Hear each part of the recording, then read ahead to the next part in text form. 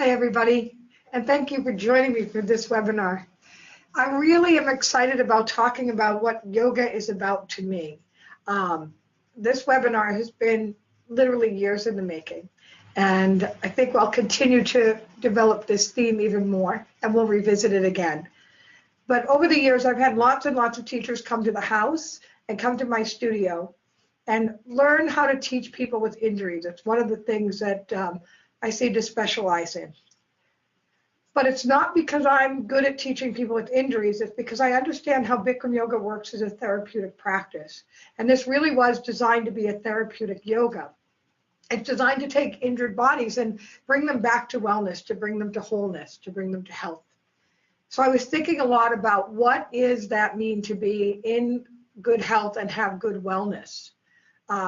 And I was working through the criteria for that and kind of thinking, well, physically, if you have wellness and good health, what it would mean to me was that you are able to use your body in all the ways it was designed to be used. So you have the full range of motion of all your joints. You have muscles that work to move those joints around efficiently and effectively, that all of your organ functions are working properly.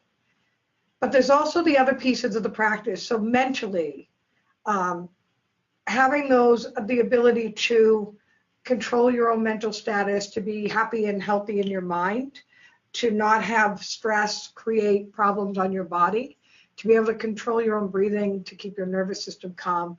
And then there's the spiritual piece of the practice, which I think most people bring their own spirituality to the practice. I'm not one who espouses any kind of dogma, and I like that Bikram yoga doesn't either. But to be a fully spiritually whole person means sort of, to me, bringing yourself back to you. So being able to internally know who you are.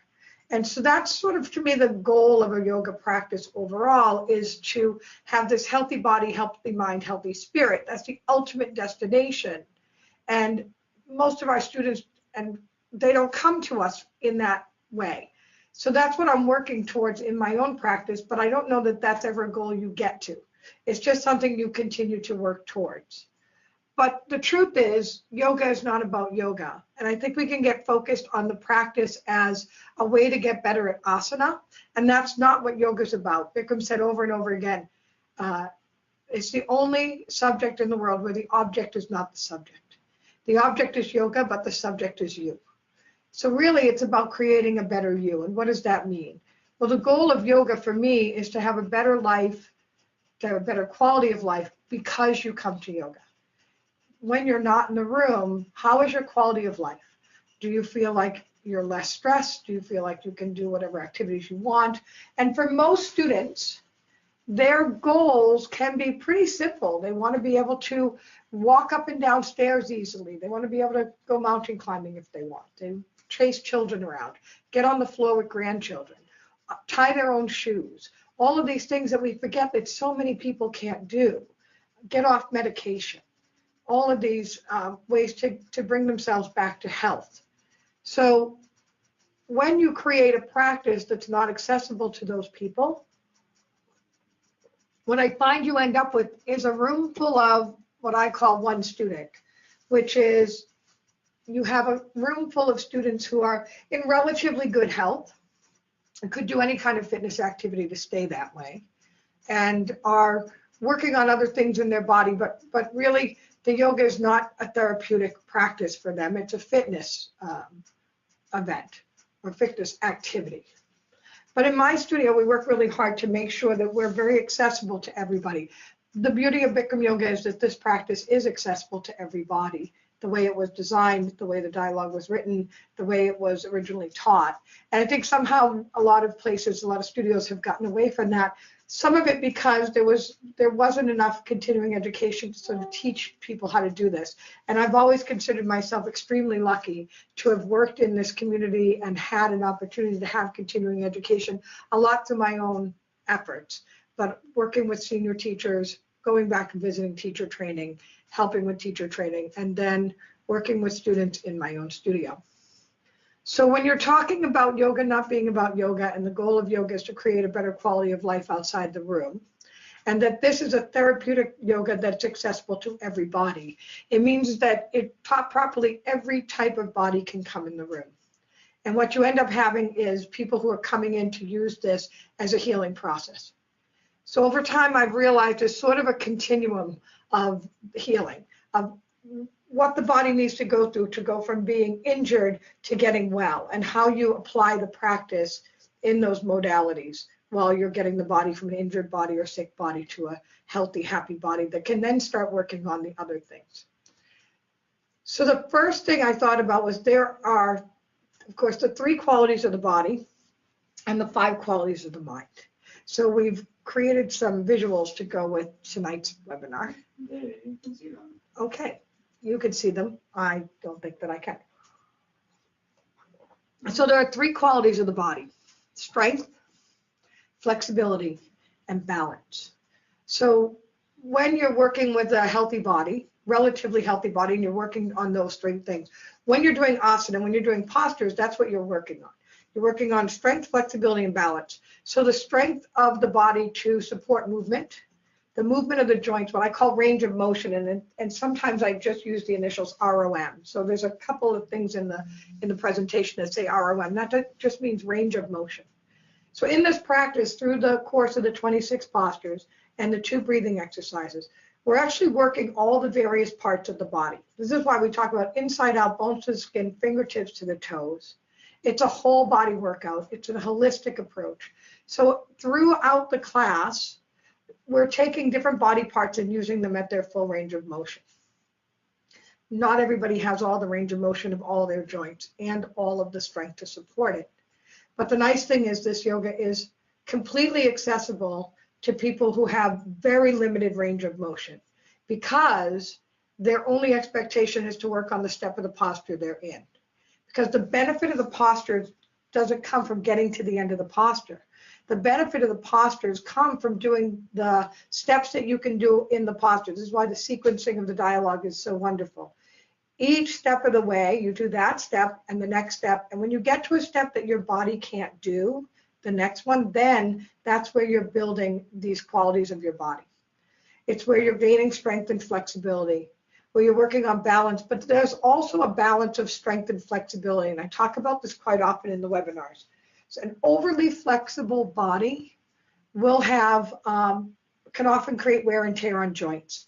So a very flexible body has long ligaments, and the joints are able to move through their range of motion, but there may not be the muscle strength to support that range of motion. So you have joints that are a little bit sort of wonky, and then you can start having bone on bone. You start rubbing and wear and tear on the joints. For a very strong body that's inflexible, you lose that range of motion. You can't completely straighten your arm. You can't touch your toes. You can't do all the movements that your body was designed to do. And the truth is, when you lack these 3 qualities of the body, it starts to affect your quality of life. You may not be able to climb up and down a lot of stairs. You may not be able to get on the floor with the grandchildren. There's lots of activities you may not be able to do because you've lacked some range of motion in your body. So we're working on those qualities of the body: strength, flexibility, and balance. But we're also at the same time working on 5 qualities of the mind. That's faith, self-control, determination, concentration, and patience. So when you've worked through the full range of motion of your body, you've gone through the steps of a posture that you can do, and you can't do the next step. Now you really start to work on these 5 qualities of the mind. When you're holding still in a posture, especially for a student that's injured, now you start to have this faith that if I continue to practice, this will get better. That you can just be still in the posture and not push your body further than it should be going or it could go today. The determination that you're going to keep trying. The concentration to just be still and breathe, and the patience to know that this will take time, and in time the body will heal itself. The human body, to me, is so amazing. It is amazingly self-healing. If you break a bone, the bone heals itself. You can go to a doctor and they can put a splint or cast to hold that bone in place so it'll heal better. But the truth is the bone heals by itself. So the body will heal itself if it's given the right tools. And the tools that most bodies need when they're injured is rest, good circulation, good nutrition, some movement to move fluid around, and then the body can start to heal itself, whether that's from an injury or an illness. So in the practice, we're practicing creating these healing environments within the body in the postures. So we have the 3 qualities of the body and the 5 qualities of the mind. And that's really important to know when you're teaching, because you have to let your students know that even when they have real limitations on their body, they're working on these 5 qualities of the mind. This is how yoga is different than exercise. And these qualities of the mind are really what impacts their life in really positive ways. That's true, you don't see. Yeah, you don't see this in class. What happens is people can get very attached to, what does my standing bow look like? How high are my feet in bow? How high can I get my legs up in locust pose? But how much of a posture you're able to do really does not impact your life outside the room so much. You're working on those qualities of the body, but the truth is your friends don't know what your standing bow looks like. Your children don't care how high your locust pose comes up. But they really will start to see that change in you when you're able to increase the qualities of the mind. Your family members and your friends will notice that you're more patient. People appreciate that you have more self-control. These are the aspects of your life that other people see change through the practice of yoga that really impact not only your life, but the lives of those around you. Far more than what your postures look like. This is why yoga is not about yoga. Yoga doesn't care what your postures look like. It only cares that you're working on yourself, because really the journey of yoga is the journey back to you. So when you're working on these qualities of the body and qualities of the mind, sometimes people come in and they have injuries. And then how do we work with that person? So I've realized there's sort of a continuum of healing, how the body functions and what to do with a body that's injured. So we can go to the next visual. The continuum of healing is something I've come up with that's a really easy way to see what is happening. So in the body, when you are healthy and happy, that healed body, that person is working on their range of motion, they're working on the 5 qualities of their mind, but that's a person who's in pretty good shape. They can go anywhere and do any fitness program. But the truth is, there's a lot of people that are somewhere else in this continuum where other types of yoga, other fitness programs are not accessible to them. And what's wonderful about Bikram yoga when taught properly as a therapeutic modality, this is accessible to anybody on this spectrum. So the far end of the spectrum is a body that's injured and experiencing numbness. So that's the red section. Numbness is caused by either chronic pressure on a nerve or nerve damage. Permanent nerve damage, and I don't know that there's any real thing as permanent nerve damage. I think the practice can actually help even if you've had nerve damage for a long time. But a body that has numbness means there's no more mind-body connection to tell you what's happening. So that's a really interesting student to work with, because you have to convince them to do very, very little and start working on creating that mind-body connection. I'm going to go through all of the steps of the continuum. I'll go back and talk about each one individually. So a body that's not numb isn't that far in the injured spectrum, but has pain and inflammation. So maybe you've fallen and you've hit your knee, or somebody has a torn rotator cuff, or they've broken a bone and they have a cast on their arm. There's a component of pain and inflammation in that body, and for that person, it is designed to keep them from doing a lot of movement. Pain and inflammation has a purpose, and pain is really a gift, because when you have numbness, you can work that body part past where you should go and create injury. But when you have pain and inflammation, it's really your body telling you, you need to rest this, you need to stop moving it, you need to stop using this part of the body temporarily while it heals. As the body continues to heal, you go through a phase of having no pain, but you may still have inflammation. And this is the difficult one. This is the one we have to watch for, because very often students come in and they have gone through this process of they had pain and inflammation from an illness or injury, and now they've moved to inflammation with no pain, and they start to push because they don't want to lose range of motion. They want to try to get back the practice they had in the past, and the body's not ready yet. And what happens is they push through these postures and there's inflammation. It means that after class, very often they start to have pain, or they have pain in the practice that continues after they're out of the posture. I've seen students sort of get caught in this loop of having pain and inflammation, and then working towards inflammation, no pain, and then pushing too hard and going back to that pain and inflammation. And they end up in this loop where they're going back and forth. And we have to teach students that they need to take more time than they think to heal an injury or an illness. And that's okay, that this is a lifetime practice. And then we're working on those 5 qualities of the mind, especially patience. As the body heals, they may have lost range of motion. But I always tell my students, don't worry, if you lose some range of motion within this healing process, we're going to work to get it back. We have tools for that. We have postures that'll help you increase your range of motion, get back your strength you may have lost. That's what the practice does.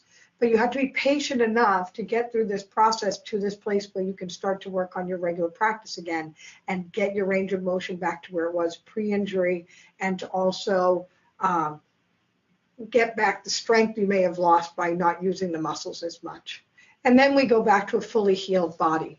That's working as we all are. You know, you come in and there are people that you can just do the practice and you're starting to increase your range of motion, you're increasing your strength and flexibility, but basically your quality of life is pretty good. For me, the saddest thing is when a student comes in and I haven't seen them in a while and they say to me, oh, I haven't been in 2 months because I hurt my back or I injured my knee. And I just want to scream. This is a healing yoga. Where have you been? The moment you're injured is when you need to come. When teachers ask me, what do you talk about during Savasana?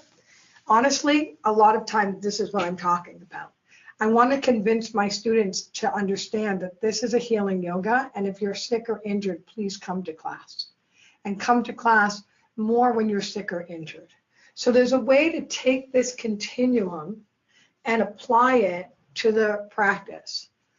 And this is really the part students need to know, that when you have pain and inflammation, you're hurt, you're injured, or you're injured to the point of numbness, you need to come to yoga a lot. You need to come all the time. 5 or 6 days a week is a daily practice. What does Bikram say? Only crazy people do yoga on Sunday. Right? So 5 or 6 days a week. And if you have numbness, if you have an injury that's severe, or maybe you have a cast on or something, you might be doing very, very little. You might even be coming in the room and just enjoying the heat. In my studio, we see this all the time. So we'll have students that have been injured and they'll just come and maybe they do a little breathing, maybe not even that. And then they lie down on the floor and just enjoy the heat for a while. Keeping in mind, and this is important, the standing series is the warm-up to get ready for the yoga practice on the floor. So for a student who's dealing with injuries, to understand, remember that the standing series is just a warm-up, and to go very easy on the warm-up, or even if you're badly injured, skip it, especially if you know you're going to do very little in the floor series. You're just going to move through some very limited range of motion. You don't need a lot of warm-up. You can just be in the heat, and that'll be enough to get the body moving, enough to just move fluid around, increase the circulation. Any part of the body that's not injured, you're working through that range of motion, but everything nice and gentle, and a lot of resting and a lot of taking it easy. And I've seen this work for students really quickly too. People who've had a car accident, you know, the airbag's gone off and they're all kind of banged up and bruised from that. That's the perfect time to come in and just rest on the floor. Someone who's had a fall and maybe they're bruised, come and rest on the floor. Also, somebody who's had an emotional injury, come and just rest on the floor. You don't have to push yourself in those moments, but you come and you give yourself that 90 minutes to observe your body, to observe your mind, to rest, to take care of yourself. When a person comes in who has an injury with pain and inflammation, they've had a knee replacement, they've had a shoulder injury, they've hurt their back, they've thrown their back out. That's when someone needs to come, still a daily practice, 5 or 6 days a week, going very, very gentle in the postures. I call it gentle stretching, and now many of my regular students, when they come in, they'll say, oh, I tweaked my back, and I go, good, today's your day to do just gentle stretching. And they know what that means. But to describe what that means, for me, gentle stretching means you're going to work through the range of motion that you have. No pain, no strain, always breathing really normally, nice relaxed breathing. You're going to just go through the motions of the posture, knowing that I'm not here to increase my range of motion or to build more strength or to really work on increasing the qualities of my body, but just working with the qualities I have today. And that movement, no pain, no strain, increases circulation, starts to move the fluid around the body. Inflammation comes from, usually it's a lot of lymphatic fluid, and the lymphatic system does not have a pump. The way that we move lymphatic fluid around is actually compression and release of muscles. To contract and release muscles moves that fluid around to create these tourniquet effects in the body. Does the same thing for the circulatory system. So by coming in and doing very little, you're moving fluid around in the body, you're increasing the circulation to the parts of the body that are injured, and that helps the body heal. But pain is never a healing sensation. So this is a moment where students have a wonderful opportunity to start really creating this very deep mind-body connection, where they listen to their body through every step of each posture so that they're not creating pain, they're not creating strain, and they're always breathing normal. And that is, we have a motto here at my studio, we call it work less, breathe more, not just in the room, when you're not in the room as well. That's really the battle cry for these students who come in with pain and inflammation, is work less, breathe more, create that healing environment. Very often you can do more in a posture and you don't create more healing. If the goal is to get to the end of the posture that you can do, doing more, too good is no good, may actually reduce the benefit you're getting. So the goal is to get the students to understand, as you work through your range of motion, even if it's very, very limited, no pain, no strain, that's where your maximum benefit is. It might just mean doing the first step of the posture. It might just mean attempting the first step of the posture and not even getting there. That's okay. You're getting your benefit from working your body through its full range of motion, even when it's limited. As the student starts to heal and that inflammation goes down, it reduces the pain in the part of the body that's injured. That's when they move to that injury with inflammation, possibly, but no pain. This is a point where you have to remind students still doing gentle stretching, especially someone who's had a surgery. You know, they've had a knee replacement or they've had a disc removed from their back recently. You have to tell them this is still a time to go very gentle. Over time, they're going to feel like their body's healed. They're starting to feel that that range of motion is coming back. When you're just working through the range of motion you have, you use the practice to see how much range of motion do I have today. And they'll start to notice, oh, I'm getting more range of motion back. Oh, I'm starting to feel better. I think the inflammation's gone. At that point, you're looking at maybe an injured body that's healed, but has lost some range of motion. So someone who is maybe able to sit on their heels, then had knee surgery, it's taken them a long time. It may take them a long time to get back to sitting on their heels. That's okay. They're going to take their time, and at this point, they can start to work outside their comfort zone. And this is what a lot of people are doing, and I call this a regular practice. So 3 to 5 days a week, you're going to start to see those changes happen. If you're practicing less, those changes will happen. They just take a longer period of time. Well, these things are just suggestions for maximum benefit, but of course, for most students, they're just going to do the best they can. They're going to come as often as they can. Right, and students are going to come in when they can come in, and some people can fit it in their lives, and some people, it's hard to fit a regular practice into their lives. But I always talk about priorities. I've worked on this in my own personal life. There's a brilliant TED Talk that we'll try to put out there on our Teacher in Love Facebook page that talks about not thinking about not having time, but realizing we all have the same 24 hours in a day, but what is your priority?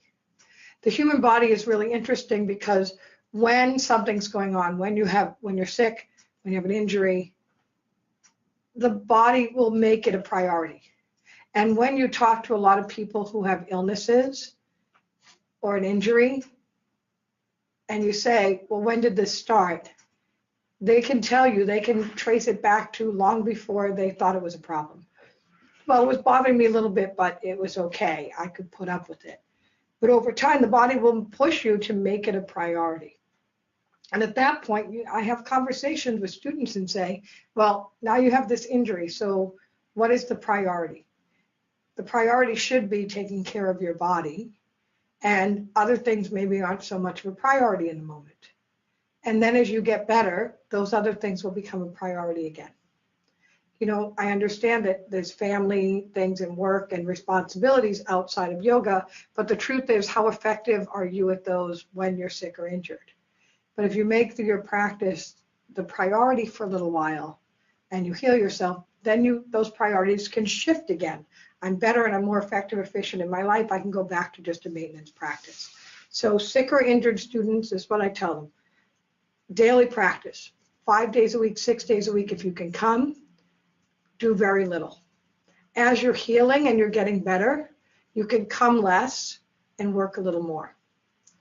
When you get to a place where your body's healed and you're working on just, you know, your regular practice, 2 to 3 days a week is a nice, consistent practice.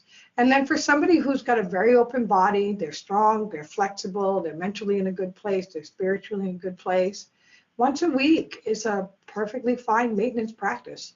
Most people at that point, when they've practiced enough to get there, they really enjoy the practice to the place where they want to come more often.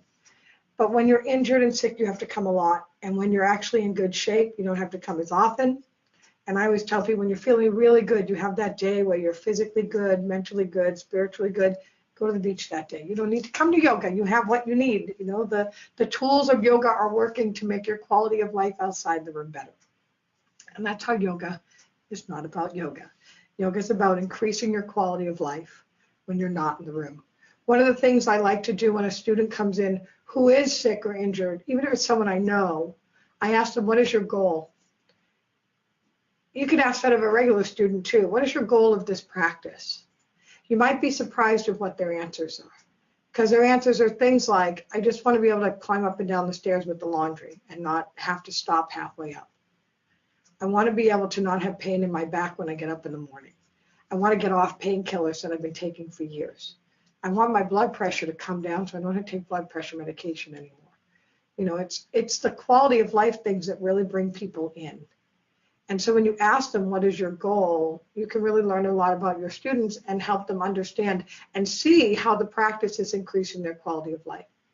For my students, they've seen other people come in who've had surgeries or whatever right after. They've seen me come in, they've seen my teachers come in when we are not at 100% and practice in this way that it's a therapeutic yoga practice. And so we've been the role model for that. The teachers who come to my house, I'm surprised how often people come with some kind of injury. And what I've discovered is that for a lot of teachers, there's this pressure to practice in a way that's not therapeutic and not sustainable. There's this kind of concept that as a teacher, you're a role model in the room and you have to do all the postures and you have to practice in the front and you can never sit down. And if you're putting that kind of pressure on yourself, you've lost the practice of yoga. Then it's about something else. And what happens is then when a teacher is sick or injured, they don't come in the room because that's not a sustainable practice. On the day they can't stand up for the whole class, they just don't show up. And so the students never see that example of the teachers coming in when they need yoga the most. Because the truth is, it's when we're having a rough time that we need the yoga the most, right?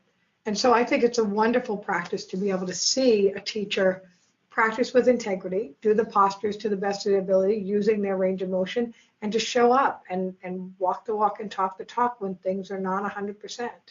And it's a wonderful example for students to see a teacher sit down in that moment and say, oh, I can take care of myself, because the goal really should be to take care of yourself in that room. Did you want to add something, Stephen? You look like there are questions. No, it's funny because very often they don't practice or take care of themselves and then they end up coming to visit. Yeah. They're so upset that they don't have their yoga practice and they're injured and they don't know what to do. And then Right. Yeah, when there's sort of this pressure on them, and it may come from the inside out, they may be putting this pressure on themselves, or it may be a philosophy sort of in a studio that teachers always have to practice in the front, teachers never sit down, all of these sort of things. In my studio, we don't have any of those rules. We have no rules about where people practice or where teachers practice. When a teacher comes in and they stand on the podium, they're a teacher. It is their job to teach yoga in that moment and to take care of that class. When a teacher comes in the room, somebody with a teaching certificate, and puts their mat down on the floor and their towel down, and they put their toes on the line, in that moment they are no longer a teacher. They are a student in that room, just like every other student in the room. And their practice is their practice. It's never my class. It's always their practice. And it's about letting that teacher have that practice. And if you're not letting yourself do it, then to me, I feel like that's partially ego. And whether that's being kind of put upon you or you're doing it to yourself, it's about thinking you have to be perfect and that yoga is about yoga. And it's not. And what happens is these teachers come to visit me who are really injured and really sick, and they're allowed to just come in the room and practice, and we tell them sit down and rest and take care of yourself. And they see my students do it, they see my teachers do it, and it becomes this very healing place where they leave so much happier than when they came in. I've seen teachers that feel like they have to work so hard in class that they're leaving feeling worse than when they came in. They're creating pain, they're creating problems, and then they're blaming the yoga. The yoga is completely innocent. If you're creating this mind-body connection and then you're not listening to your body, then you're not really practicing yoga. That's something else. So it's always good to practice when you're doing a posture, to do it correctly, to do it to the best of your ability. But when you're on your mat, you're a student. And any other pressure that you put on yourself, you have to let go of, because that's your ego getting in the way. Just be a student in the room and make this a sustainable lifetime practice, because that's what it was meant to be. How do you do that? You follow this sort of concept of therapeutic yoga, which is when you're sick and injured, do less, come more. When you're feeling good, you can come less often and do more. Kill yourself is this concept about the ego. It isn't about physically injuring yourself in class. This is a beginner healing yoga, and it's not being used that way all the time. So I'd like to help teachers find a way to practice and teach in that sustainable way, that this is a therapeutic yoga, and to get that message out to the general public, because I think there's a misconception that Bikram yoga is for type A personalities and for very healthy bodies. As a studio owner, and I know there's lots of studio owners that watch the webinars, you get those phone calls of like, I'm a beginner and I'd like to come, but I'm thinking I should do some other yoga to get ready to go to Bikram yoga. Except Bikram yoga is the most accessible yoga there is. We don't do any weight bearing on joints that weren't designed for weight bearing. We're just working the natural range of motion of the joints while strengthening the muscles. Postures are held for 20 or 30 seconds. We don't hold them very long. There's savasana between all the postures on the floor where it's actual yoga. The standing series is a warm-up to get there, so you can take it easy during that so you can get more benefit from the yoga practice. I mean, this is a really accessible yoga for even people with really limited range of motion. There are studios all over the world that have students in wheelchairs and have walkers and have illnesses, and they're welcome to come in the room, and all you have to do is the best you can today. Try the right way, which means go through the steps of the posture, and when you get to a step you can't do, stay there and relax. And when you relax, then the body opens. And then that creates more range of motion and more strength and more flexibility to get to the next step of the posture. I haven't found another yoga that is as accessible as the Bikram yoga practice, because you can always just be in savasana. And savasana is a legitimate posture. We talk all the time about this is the most important posture we do. So when a student can't do even the very first step without causing some kind of problem, when the risk outweighs the benefit, they can just be in savasana, because Savasana is a posture too. So I know I've gone through this what feels like very quickly, and I'd love to know if anyone has questions or experience with students. Lately, there's been a lot of questions on our Facebook page about students with injuries. You want to do this slide? Yeah, the tools for therapeutic practice, sure. This is important. This continuum, I talk about physical injury and physical issues, but this continuum also works well mentally and spiritually. You may have a student that's had a trauma. They've had an accident, they've had an assault, they've had a death in their family, they've had something happen that's traumatic to them. This continuum of, a lot of times when people have a physical issue, they have that pain and inflammation. Very often when someone has an emotional injury, that numbness comes first.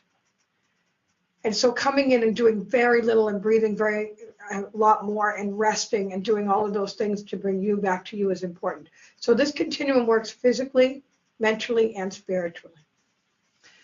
This is kind of just a list of stuff that is related to what I was talking about, not any particular order. So gentle stretching. When I tell my students to come in and do gentle stretching, what I mean for them to do is to do very little, work through their range of motion, no pain, no strain, always relaxed breathing. And when they get to the end of what they can do in their range of motion, which might be little, that's okay. The next step is to relax a little bit and just breathe and let the body gently open on its own. No pushing, no pain, no strain. In that moment, you're not looking to increase range of motion of the body. What you're looking to do is increase circulation, movement of fluid, get rid of the inflammation, get rid of the pain, mentally, spiritually, physically. They're not looking to push their practice anywhere. They're just looking to get the body to move. That's the idea of changing this mindset of how are you measuring the success of your practice. Right. If the success of your practice has to do with your postures and what they look like, then how are you going to listen to your body on that day that you need to take care of yourself? Yeah. And so also injured students are already outside their comfort zone. People who are living with spiritual, emotionally, or physically with pain, every minute is outside their comfort zone. They don't have to push to get there. The change happens when they just sit with it. When they're willing to say, this is what I can do today. Always, this is that moment when they're really working on those 5 qualities of their mind. And that combination is what increases the quality of life outside the room. And it is, how are you measuring your success? If you measure your success simply by whether you can lock out your standing bow today or not, then that's not a yoga practice, that's a fitness practice. If you measure it by, am I happier because I went to yoga today? Does my body feel better because I went to yoga today? Am I able to do all of those activities of life that I want to do because I went to yoga today? To me, that's a successful practice. You might be surprised the students who come in and they look like they can do so little. Their body's completely inflexible. They're very stiff. And yet they tell you, I'm sleeping so much better. I get up in the morning and my back doesn't hurt.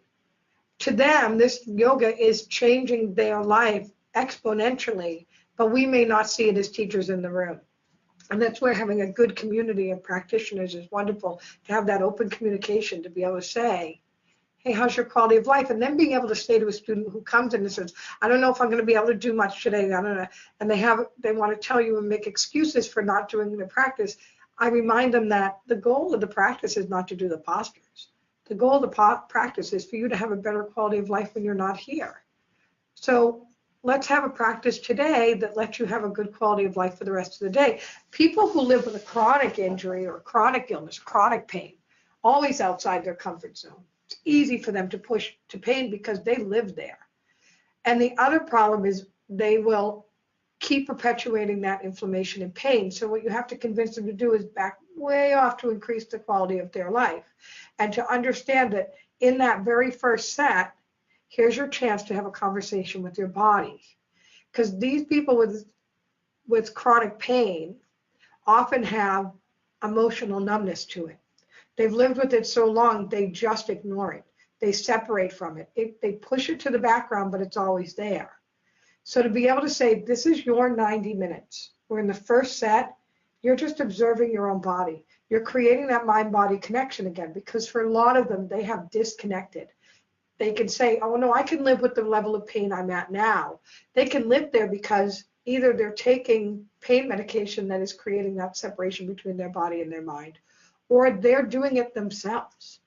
They are mentally separating themselves from the pain. And it's tough to think you're going to increase your quality of life by observing your body and observing your pain. But if you went to training and had Emmy do a lecture on pain, pain is a gift that tells your body and your mind what you need. And so to let that student gain more mind-body connection by saying in the first set, just listening to your body. In the second set, understanding whether you're doing more or doing less, or doing the same, or relaxing more, or skipping it all together. Because ultimately, that applies in their life of knowing what they can do today and living their life in a way that is more enjoyable, because they go, you know what, today I can't do it because I have pain in my knees. I'm not going to do this thing that wears me out today. I'm going to do something that makes me feel better. So they leave very often with the sense of, this is where my body is today, and I'm going to take care of me. That's the brainwashing I like to do in Savasana. Your job is to take care of you. This is a way for you to have a mind-body connection, to observe what's going on in your own body, and then to apply that in your life when you're not in the room today. So people with chronic pain to be able to come in and really observe that body so that they can work with that body when they're not in the room. I think we should run through the continuum one more time. Okay. But also Tanya, I think, has a question. So let's go to Tanya. Tanya, are you there? I am here. I'm not raising my hand, I swear. The computer does it by itself. Oh, fabulous. Hi, Tanya. Nice to see you. Again, it's up. Hello, how are you? I'm good. Fabulous. You have a question, you just don't know it yet. Yeah. Yes. I don't have one currently. I'm just really intrigued with all the talk because I've missed it. Okay. Cool. Nice to see you. All right. Good. Let me go over the continuum and maybe something will come up for you. So this is the continuum. Hold on, I can't see it yet. The continuum for me is still a work in progress. And so it's something, if you want to give me feedback on what you think about or whatever, that's our Facebook page. Teach from Love is really a great place for that. Or you can message me or send me an email. So in this continuum, and remember, this applies not only physically, this applies emotionally as well for a lot of people. So this idea of numbness. Often people have numbness in their hands or their feet, and it's coming from their spine. It's coming from a nerve somewhere in their spine that has constant pressure on it. So a disc is out, or the spine is out of alignment itself, and it's causing this chronic pressure on a nerve, and that's causing numbness. The signals from the brain down to the end of that nerve can no longer get there because there's too much pressure. The nerve basically shuts down, and then you have numbness.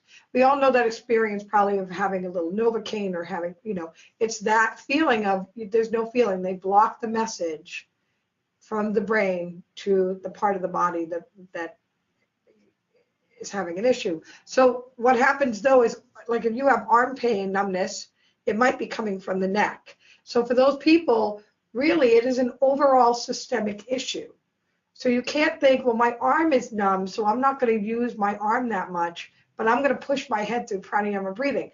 Well, no, that numbness might be coming from somewhere else. So that's why a student who has numbness anywhere in their body, very gentle, very little, lots of resting, being in the heat, letting the body relax, taking the pressure off that nerve.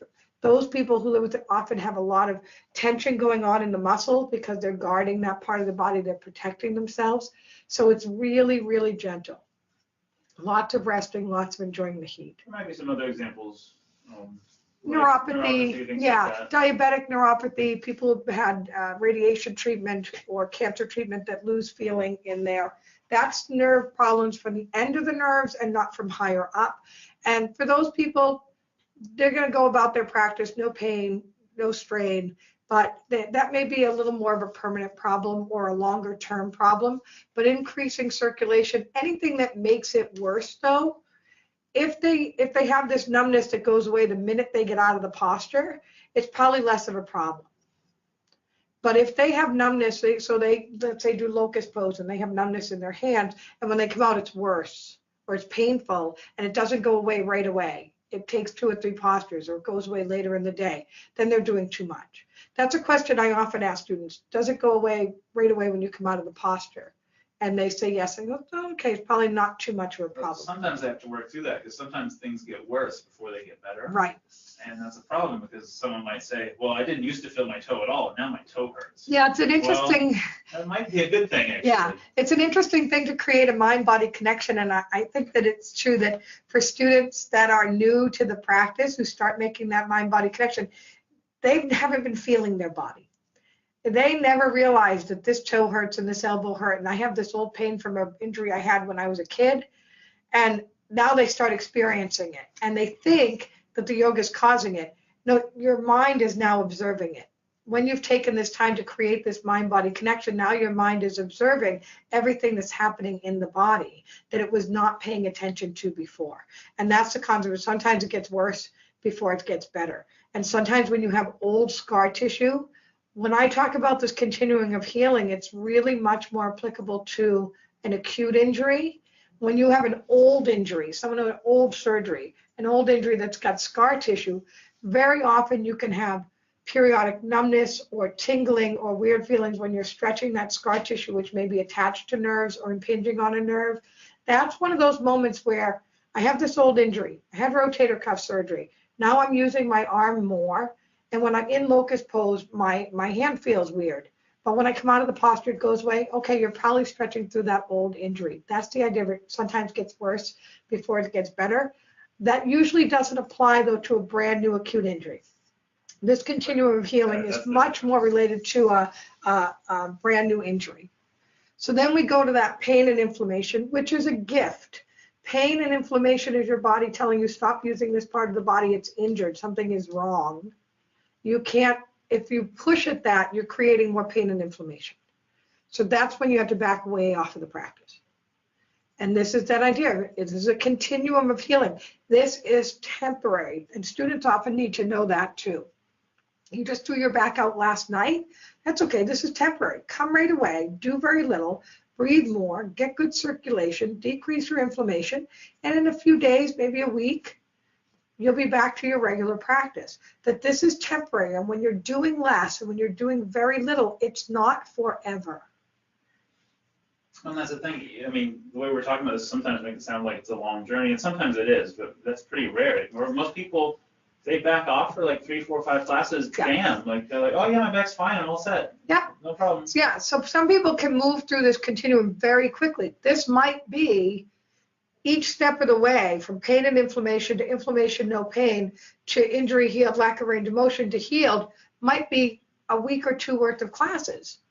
If someone falls and, falls on their knee and bangs their knee, well, it's going to be really temporary. I know that question just came up on our Facebook page. Someone fell and their knee is really sore. Well, you don't have to do anything that's going to irritate the knee.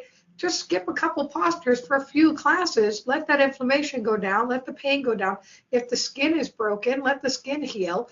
And in a few classes, when that happens, then they can start doing the posture again. They're not going to lose a whole lot of range of motion by skipping a posture for a few classes, even if they're skipping the same posture over and over again. So the postures are designed to work together synergistically, each posture getting the body ready for the next posture. And overall, if you're constantly skipping something, that may be problematic. If a student just doesn't have an injury, but they just don't like that one, usually that's the one they need. But if you're skipping a posture for a few classes because you're injured, that doesn't change the ability of the body to work through the entire class, especially for someone who's a regular practitioner. But even brand new students, the changes are going to happen even if they do very little. When you have someone come in who's had a long-term injury or something's happened and they come into class and they've never practiced before, they may not do much in class and immediately their quality of life improves. So always talking to them about, this is about your quality of life outside the room. Yoga is not about yoga.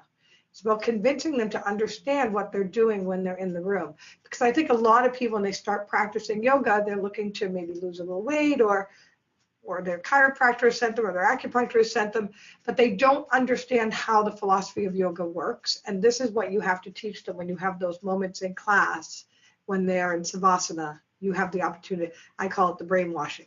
You have to brainwash them that this is how yoga works. You have to inform them of what they're doing so that they know how to apply the practice when they need it. So when you're pain and inflammation, still doing very little, maybe you're moving the body around, but never creating more pain and always breathing normally. So always checking in with your own body. Go ahead, Stephen. You wanted to. That's where most people are. Like we talked about numbness, but for most people, if they just had an acute injury, this is where they start. They start at pain and inflammation. They don't have numbness. Yeah, numbness is a rarity. Happened, I think of numbness in the continuum. I often think of when you apply this to emotional, you'll see that more in the emotional continuum of healing, where they're pushing down that emotion, and that emotion comes up, and then they have the pain, then they have a lot of discomfort. Not the same as, no. So disconnecting is not the same as meditation. Yeah, there's a meditation of the practice, and then there's disconnecting from your own body, and they're not the same thing.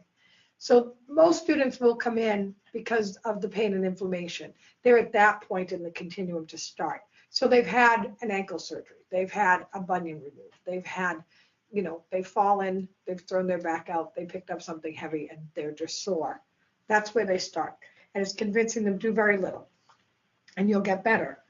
And you'll get better quick, and I'm letting them know it's temporary and telling them it might just be 2 or 3 classes. Let's take 2 classes and go really easy, and let's talk and then see where they are. It's about creating that relationship with your students too, that you can have this ongoing, how is it now? And watching them in class, are they pushing too hard? Are they grimacing? Are they making faces? Are they disconnecting? Are they staying with their own body and working with what they have today? And having to remind them, like, go easy in this one, especially when you know they've injured their knee. And then you say, oh, fix firm. Oh, Joe, go easy on this one. And remind them in the postures where they need to take care of themselves to take care of themselves. This pink section is the tricky section because people will start to get better. And when they start to get better, they want to do a little bit more, but they may still have inflammation in that area, and they need to take it easy a little longer than they think. So getting the fluid to move around, but not pushing. If the body doesn't want to go, don't push at it. Give it a little bit more time, another 2 or 3 classes, another week. As a teacher, once you've been teaching for a little while, you start to get a sense of someone comes in with a bad back, they take it a little bit easy, and then usually in a week or 2, they're really back to normal. And it's reminding them, this will be fine in a few weeks.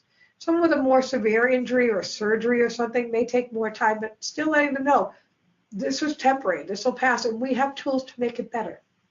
So then, as they start to get better and the inflammation subsides, then they can get back their range of motion, but they should ease back into what is really maybe their normal practice.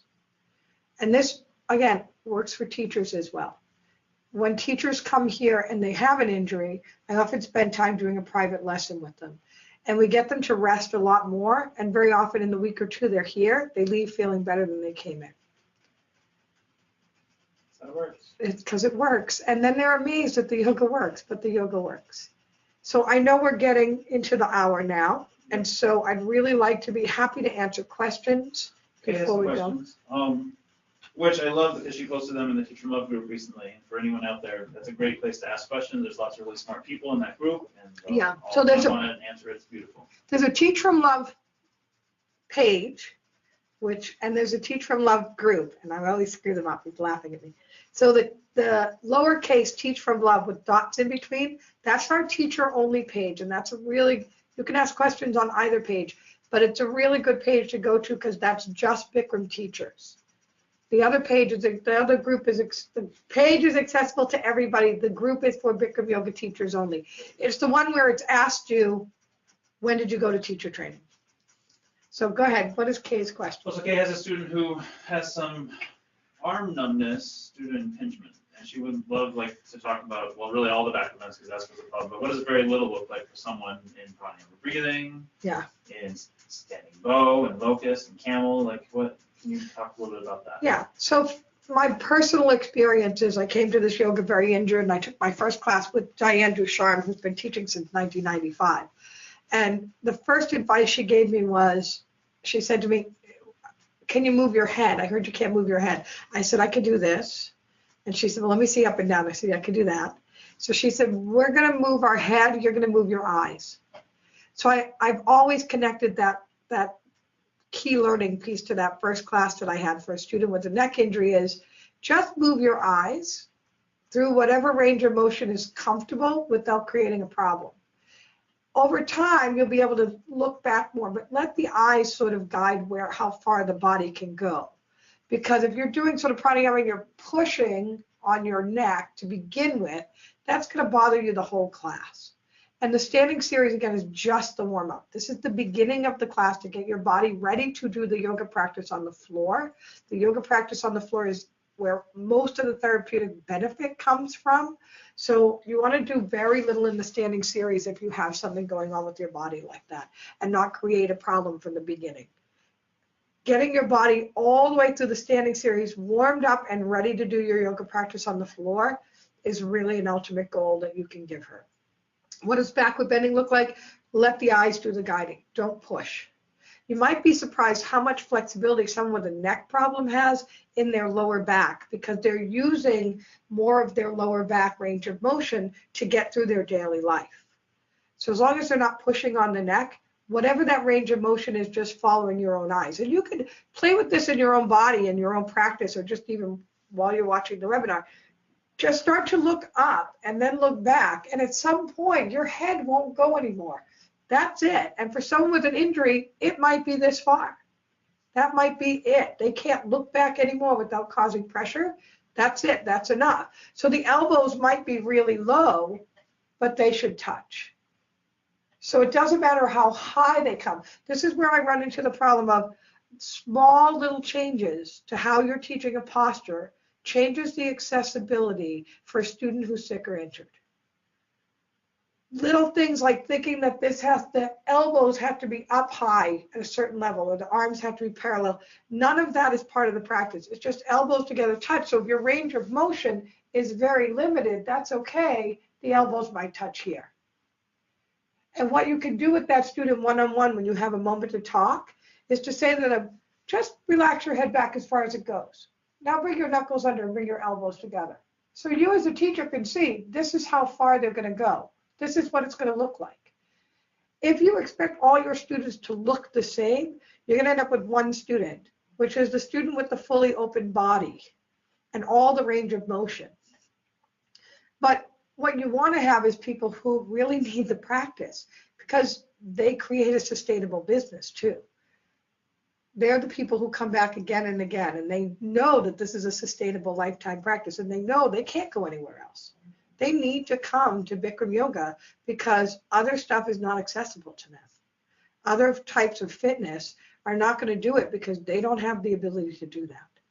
So it's about looking at that person's body and knowing their body's going to look different than someone with a fully open body.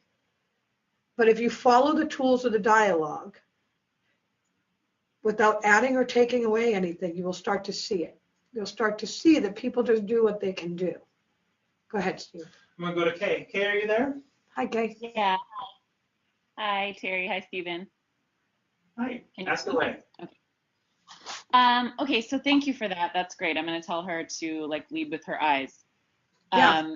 And so I'm still trying to figure out what, in standing bow, she can come down all the way. Right. But her chin is up, right? Should she not bring her chin up because it seems like that would be the same sort of thing. There isn't a lot of compression to the neck. There shouldn't be a lot of compression to the neck in standing bow. The neck doesn't get compressed. If her head is compressed, then she's got her arm up too high. Not too high, yeah. She needs to just come down. And everybody just needs to come down till their abdomen and chest are parallel to the floor. And then the 2 feet in one line and the 2 shoulders in one line. For someone with a very flat back, their heel and their hip might be very close. Do you know what I'm saying? Is that right? There may be very little space between the heel and basically their butt, their hip. But their 2 feet are in one line. And it's the kicking that's going to bend their back. If they're coming down and they're keeping their head up, it's because they're trying to create the backward bend from the head. They need to just come down without any pushing and then just let the kick and the stretch do the work. She shouldn't have a lot of compression in the neck in that posture. Her arms up too high, probably. Okay.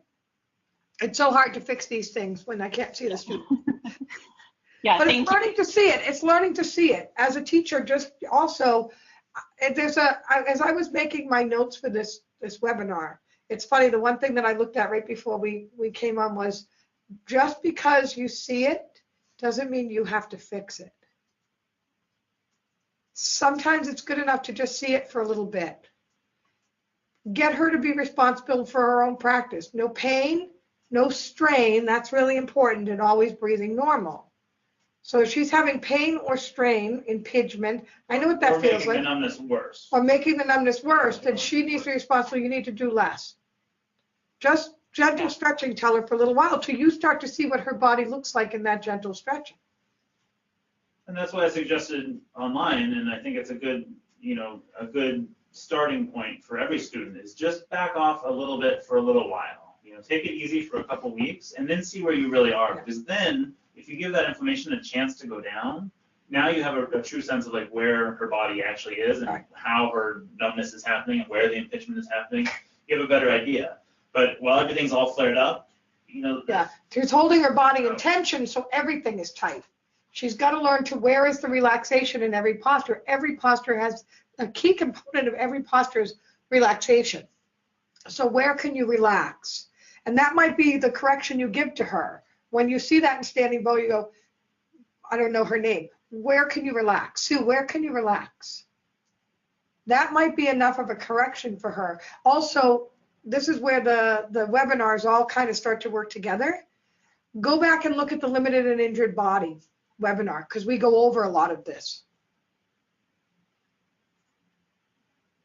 Yeah, sometimes those things make more sense when you hear them in a new way. Now that you've seen this sort of continuum of healing and you understand how a limited and injured body works towards becoming a healthy body, now if you go back and look at that limited and injured body webinar, you're going to see how they match together, how it works. Does that answer your question, Kay? Yes, thank you. Okay. You're very welcome, as always. Anyone else have any questions? I'll give a couple moments for questions to come in. While we're doing that, hold that thing up. I'm going to hold this thing up. Item. For those of you who don't know about the toolbox, this is the toolbox. It's a book I've written. This is teaching skills for Bikram yoga teachers. And it's tools for teaching Bikram yoga. So it really applies to your teaching. This is continuing education for teachers. So you're building your teacher skills. And it gives a whole set of skills that will increase your teaching beyond just knowing your dialogue. I do believe that the dialogue is the foundation, and then you add these other tools.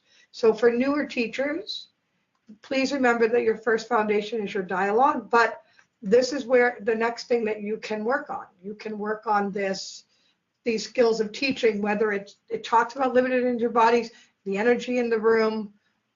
So available on Amazon. Also, if you come visit me, available in my studio. And if you're somewhere where Amazon is not available, currently we have books. I was just in Australia doing seminars and workshops.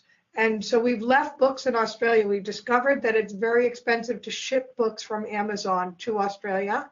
So there are some teachers in Australia that have books. Bikram Yoga Fitzroy, Michael and Susan Houghton have books that are available. If you are in Sydney, Richard Levy, teachers at the Brookvale studio, he has books that are available for sale. If you're in Brisbane, Kath Pearson has books available, and can be contacted through the GABA, or all these people can be contacted on Facebook, I'm sure. And then Tranquil Point is a retreat center. Ben Boyle has the books available there. So if you're in Australia, there are books available in Australia that you can get delivered much cheaper than buying them on Amazon. We're going to continue to do that as teachers come from other countries. If you're looking for a book and you're not able to get it because of where you live and you can't get it delivered to you, please message us, because we can often get that book to you in some way. Coming up over the next couple months, We Next have, webinar will be January 12th. Yeah. And right after that, we have our upcoming seminar, which is the 14th through the 20th. We have 3 spots left right now, so if you're interested in that, Yeah. let me know. only 3 spaces left. This is a small group seminar. We have 6 people. You come and stay. Are they looking at this graphic, Yeah, Stephen? you can see this. That's a lovely photo of my house with a rainbow over Not it. in January, that's not what it looks like. No, it'll probably have snow on it in January, but we go back and forth to the studio. 5 degrees right here, though. Yeah, it's always 105 degrees in the hot room. It's an opportunity to come, and we have a full curriculum listed on our website. You can see everything we're going to go over on a daily basis. Your meals are taken care of. You have room and board, transportation to the studio. I go over all the tools for teaching. I also go through each posture and look at the medical benefits. How do you work with a limited and injured body? What is the criteria of the posture? And it's a great week. You also get to meet teachers from around the world. Bikram Yoga has a beautiful community of teachers, and it's so nice to keep us all connected to each other. So if you're interested, there are 3 spaces left. We keep that. We limit it to 6 or 7 people. So if you'd like to come, please let us know. And the fees and everything are right on the website. Stephen said we'll do another webinar in January. I'm not sure what the topic is on that one. We'll let you know once You let us know. What do you want to talk about? What do you want me to talk about? What are some things you would like to see a webinar on? And then in February, we don't have an exact date yet. We're going to have a very special webinar for studio owners only. This one will not be recorded and put out later. This is a discussion group that we're just putting together using the webinar format. And it's just for studio owners to come and talk about issues of studio ownership. It can be about managing teachers. It can be about mentoring teachers. It can be about working with students, whatever studio owners need to talk about, especially if you're a newer studio owner, to be able to hook into that and talk to teachers with some experience and people who've been through it. You don't have to reinvent the wheel. A lot of us who've been teaching for a long time and had studios for a long time, we have a lot of tools that we're happy to share with you. So that'll be a great one. We'll let you know the date on that one. That one is studio owners only, and that'll be in February. And then we have some other upcoming stuff over 2018. If you are a studio owner or you'd like to come and mentor, please just contact us through the website. And we'll be happy to talk about all the ways that you can access learning through Teach from Love. Yeah, mentoring is free. Just come. Yeah, mentoring is free. So teachers come all the time to my house. That's not part of a seminar. And so my goal with Teach from Love is to take continuing education and make it as accessible as possible to every teacher. So if you are somewhere else in the world, you can't get here to where I am. My book has a lot of the tools that I share when people come to my house. It's an inexpensive way to get a lot of information. If you have a little bit of time and you can afford the seminars, come and do a seminar because it's a lot of information really quickly. But for a lot of people, even that's not doable. So mentoring at my home, one-on-one, is always free. You have to get yourself here, and from there we'll work on wherever you are in your skills. And that's really the nice thing about that is I get to meet you where you are. So you come, observe classes, take classes, talk in the kitchen till late at night, ask me a million questions about postures. And we've found that more and more of the teachers who've done a workshop or a seminar then come for mentoring later, which is great. So mentoring to me is a lifetime process. So even if you're just watching the webinars now, know that all of these other doors are always open to you. Email me, call me, come visit. All of that I do because I think it's really important. I really do believe that every teacher deserves the opportunity to be a great teacher. Every student does deserve a good teacher. So it's just my way of sharing what I know to help your students have a better experience and have a better life, because yoga is not about yoga. Thanks, everybody. Thanks for coming out. Thanks for visiting. We'll see you next time. Bye-bye.